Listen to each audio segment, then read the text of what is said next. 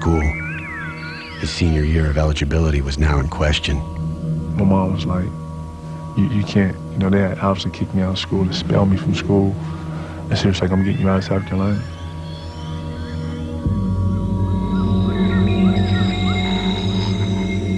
I truly believe Kevin Garnett did nothing other than stand there and witness an incident, a schoolyard incident that took place and could have happened in any school in America.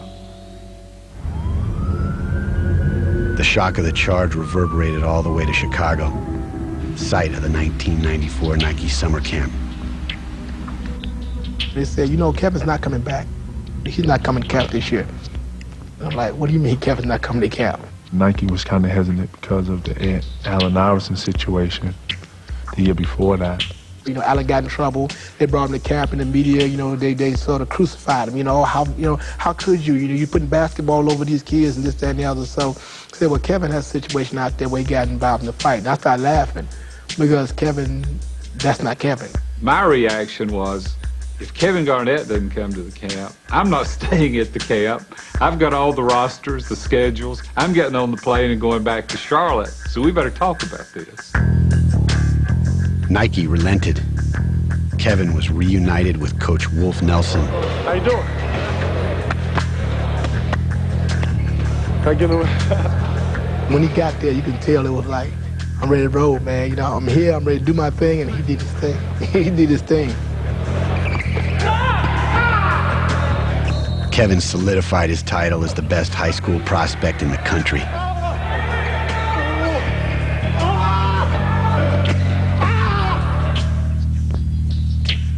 His mother laid the groundwork for their escape from the South. She said, I'm not gonna sit back and let them destroy my baby. You know, I'm not gonna just sit right here and let them just take him down like they're trying to take him down. And they would try to dog him. It was a destiny call. It was a wake-up call. That's all I can say, and I see it no other way.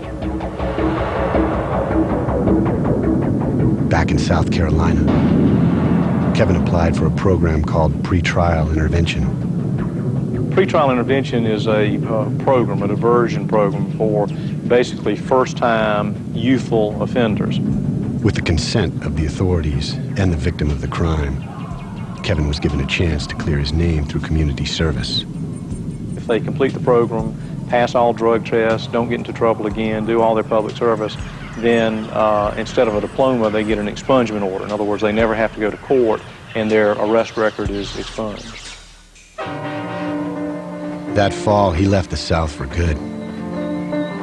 Shirley left behind a husband and a business and moved her son and youngest daughter to Chicago.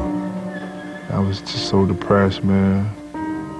Just totally depressed. You know, I just felt like it was my fault that everything was going down the drain, so to speak. I really, truly don't believe that we knew what we had when we had Kevin Garnett here at Mall.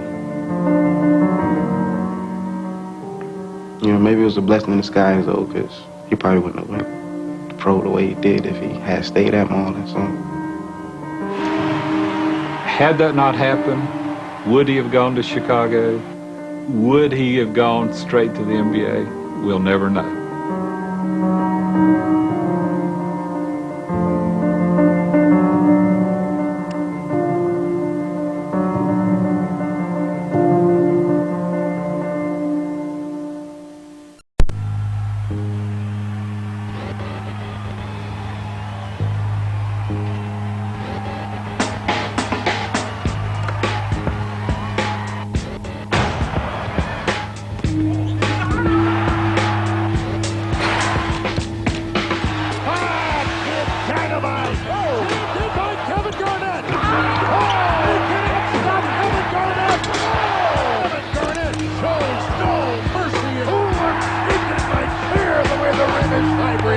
They called him the Kid when he turned pro out of high school.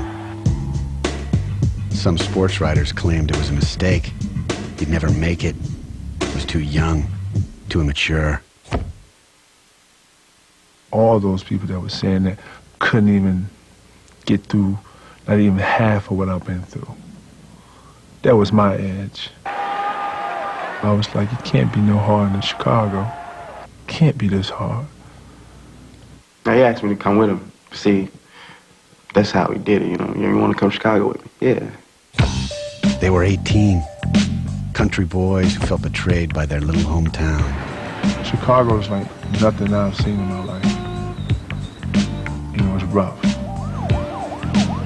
I remember calling Taylor Bell with the Chicago Sun-Times and telling him, "You're getting the best high school player in the country." In the spring of 1994, Kevin had been charged in connection with a schoolyard fight he claims he had nothing to do with. 4 months later, they fled South Carolina for the Windy City. The school was Farragut Academy. Kevin had latched onto Coach William Wolf Nelson after 2 summers playing for him at the Nike summer camp. At first, the adjustment was sort of tough for Kevin. Like I said, it's like he's just overwhelmed with, you know, he look at the school and make it to school, and it's like, wow, you know, it's like another world. First couple of days of school was hard. It's an all-Hispanic school. Maybe 4,000 kids, you got 100 black kids. You know, having things like what we had going on at our school, and then getting to a school and it's what, one white kid there. It was like, man, I didn't even know places like this existed. First day, man, we're in the lunchroom, and the lunchroom is dead silent. We're sitting there at the table, and people are staring at us, and a hot dog just come right over my shoulder. Boom. And I was like, oh, God. And bugging myself, turned around, and he's like, you know, basically told everybody in there, we kick their ass if this happened again. Everybody wasn't always nice, you know, and like, these people crazy. He said, I just can't take it. So he left. And I told Kev, we're not going, we're going to fight to the end.